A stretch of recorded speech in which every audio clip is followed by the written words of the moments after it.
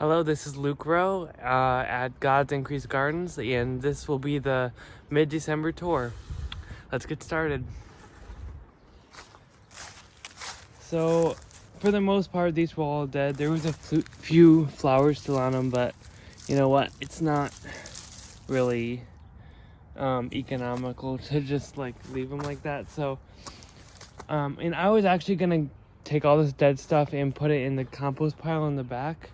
But I'm like, you know what? I could just trample it underfoot, and it'll be like a mulch for next year's growth. So that's what I did for the most part to keep on coming up. But because a lot of it is, it's still in the ground, but I just try to flatten it out so it'll be like a mulch. So, and I actually was thinking that's kind of like what Charles Dowding does in his garden. With the asparagus ferns, when they get really, really high, he cuts them down once like they're dead and puts it out on that plot, and it actually is like a mulch. So that's awesome. And then my dad had a pile in the front of the house, and I was like, you know what? I'm gonna take that and use that. So I'm using the wood ashes for this newest plot, and hopefully it stimulates more growth for next year. So, and then over here we have spinach, which it's not doing as well as I hoped, but I mean it's something, I guess. There's been a lot of squirrels coming in here for some reason. I have no idea. I think they were trying to bury their nuts or something, but anyway, they've been getting eaten a bunch. So yesterday I was taking off the dead leaves, and I harvested about like 12 leaves, which is better than nothing, I guess. But this is Bloomsdale spinach, which is supposed to be able to survive like winter weather. So I don't know why they look so sad. Maybe some of the soil is depleted, I don't know, but I did compost here over here too, so I don't know what the reason is. Over here, it used to be, there was like small celery plants. I think there was about like 6 to 8 of them. I just decided to take them out, and there was actually some celery plants in the back as well, but they were not doing as well as I hoped, and plus they were getting kind of mushy stems. Ugh, yeah, it was disgusting. But anyway, so here's more of the spinach. Like I said, earlier, I was taking off the dead leaves just so it doesn't attract any unwanted pests or anything. So, and I also picked this kale. That was in the last Instagram post. I did like a 9-minute video on this. But and my thing about this, I've never done like overwintering anything, but I have like a tip. I don't know if this is true, but try like when it snows and rains, and you have the leaves that are growing out to here, it's more probable that they'll maybe like break the stem or whatever.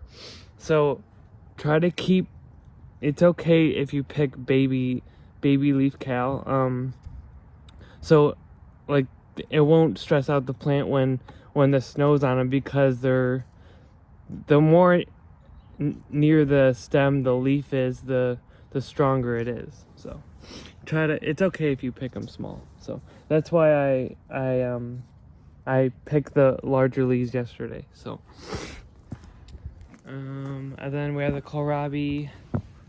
I literally don't know what weather kohlrabi prefers. I think it's more like a warm weather crop, but I mean it's still growing, so, and there's new growth coming out too, so we'll see what happens with that. And also I haven't mentioned this in any of the tours really, but for most of my crops, I didn't uproot them because I want to feed the microorganisms in the soil.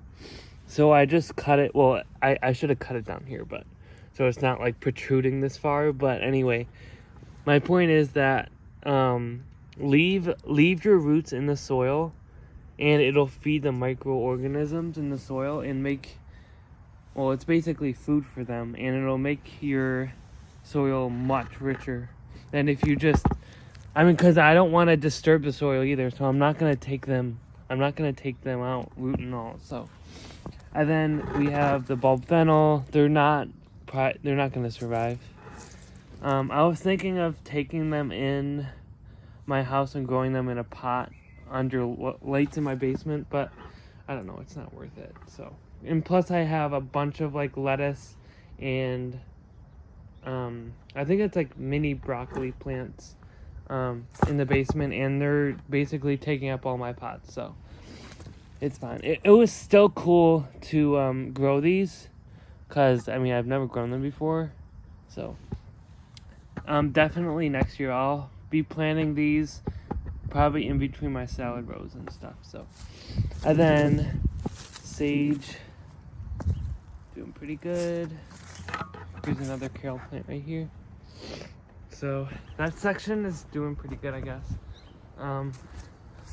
But again, I wish the Bloomsdale spinach was doing better than it is. But here's more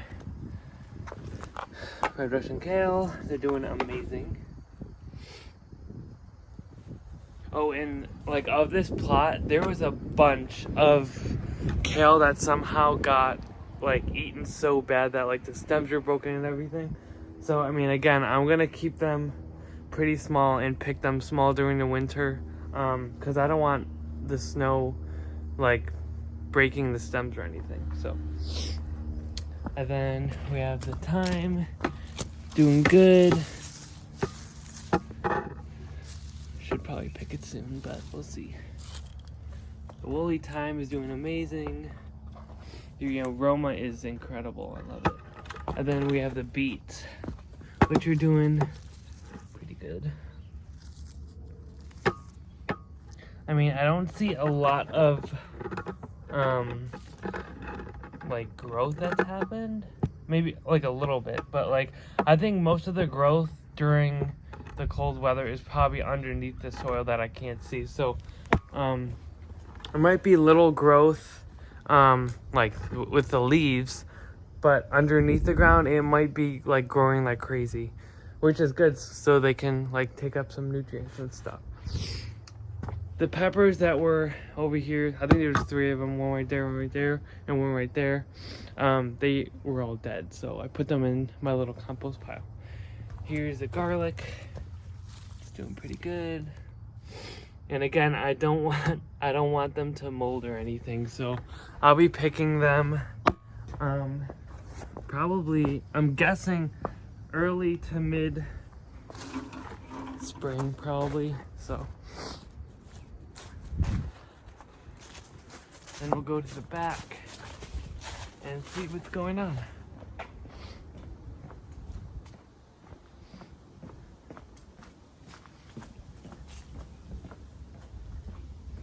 Alrighty, so here's the backyard. Let's see here.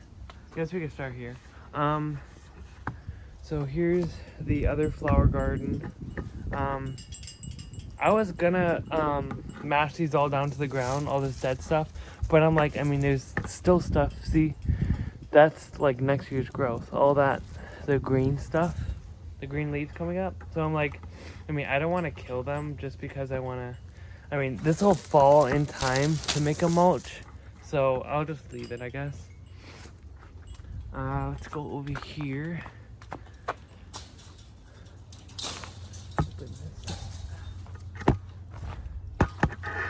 Okay, here's perpetual spinach.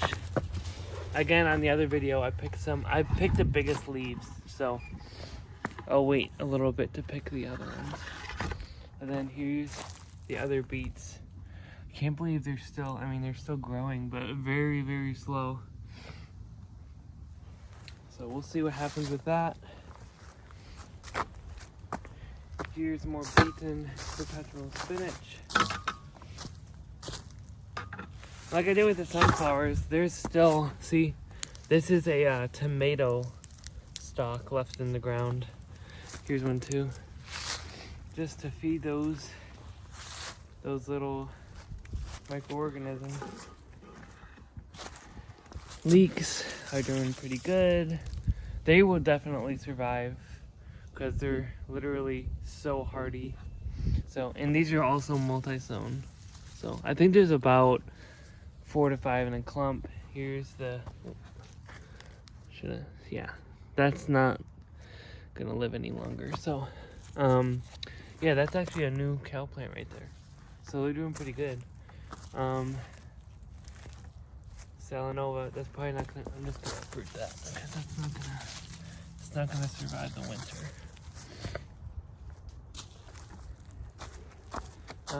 Here's Swiss chard. Here's another Swiss chard plant. They're doing pretty good. Cabbage. And radicchio. I should probably pick that soon. It's getting really, it's like clumping up for some reason. Because I don't think they like cold weather, so we'll see. I don't even know if these cabbage are gonna make it because they're pretty juvenile. Because I think they're supposed to be, plants that are overwintering have to be like teenage age. And I think these are still kind of like baby cabbage, so we'll see. I hope they make it, but I mean, if they don't, well, you know what? It's always a learning experience. Like, I mean, we all fail at something, but like the real lesson when things are going wrong in your garden is make sure you're learning from it and you're not making the same mistake. That's what it's all about. And then here's peach tree. All the leaves are off, so we'll wait till spring for that. Oh, and also there was lettuce here. Actually, this didn't even see that. Put that in the compost pile. Anyway, so I think it had to be at least like 2 weeks ago. It was doing so good because I mean we were having weather that was like insane, like 60 degrees in December, which is crazy. Anyway, but we've been having nights that have been going below freezing, like in the 20s and stuff, and that really shocked them. And plus, like romaine lettuce, like it doesn't like that kind of weather. So, like when the weather is varying like that, during the daytime it may perk up a little bit, but I mean over a while it's not gonna make it. So this is what I was doing yesterday. I was taking out all the stuff that I know that is not going to survive the winter, or it's just like stunted because it's been in the ground for so long. Anyway, so let's rummage through here. We have a cabbage, which is kind of sad, but it was getting eaten by something. I think it was like caterpillars or something. We also have a bunch of Brussels sprout leaves and these from Van Putty. They did horrible. That's why I'm glad I'm doing my own transplants, because I mean they're so much stronger than when you buy it somewhere else. Then we have all these celery plants. It's a shame, but like again, it's a learning experience. Yeah, they were getting frozen stems and stuff, and now it's like all like mushy. I left most of the roots in them in the ground, so again that'll feed the microorganisms. So yeah, let's go in here, see what's going on. Here's the kohlrabi. I don't know if it's gonna make it, but we'll see.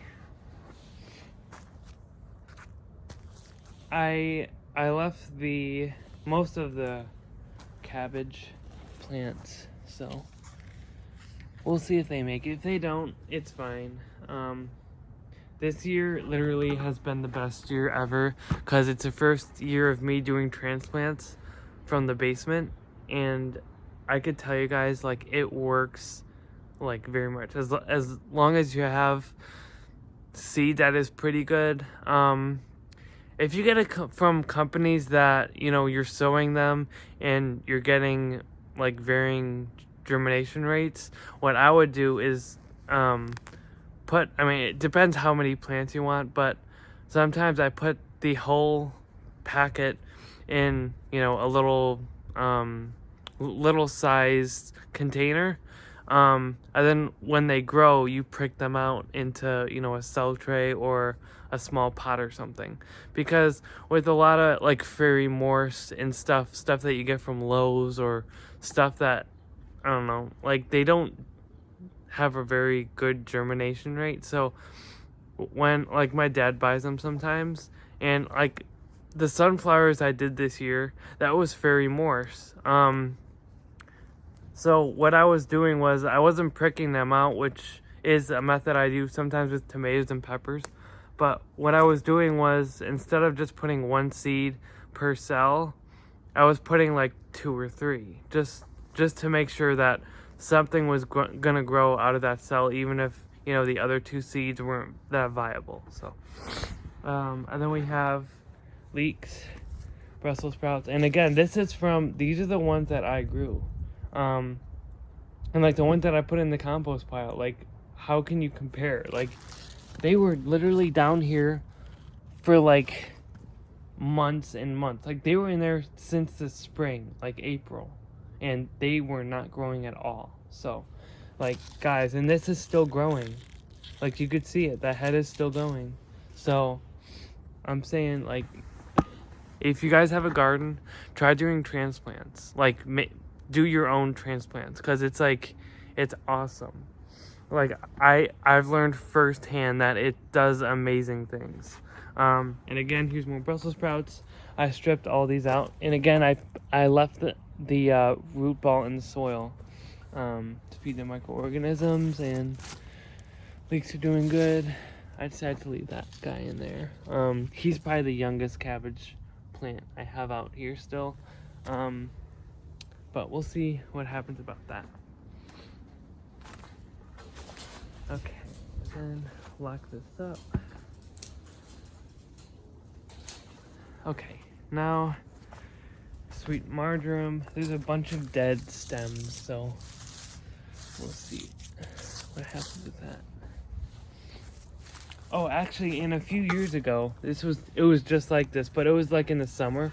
See, there's a big bare spot right here, and what I did was I put wood chips right there, and they were coming up through it, and it did amazing things. So that's excellent. Then we have the chives. I think it's kind of dormant now because of the weather, and then there used to be celery in here. I put those in the compost pile. And like, for example, so usually, like, I think it had to be in the June or July tour. I was talking about how, I was sick of, like, the weeds would literally go this high. And I was like, you know what? I'm not letting weeds do this to me. So I put cardboard down.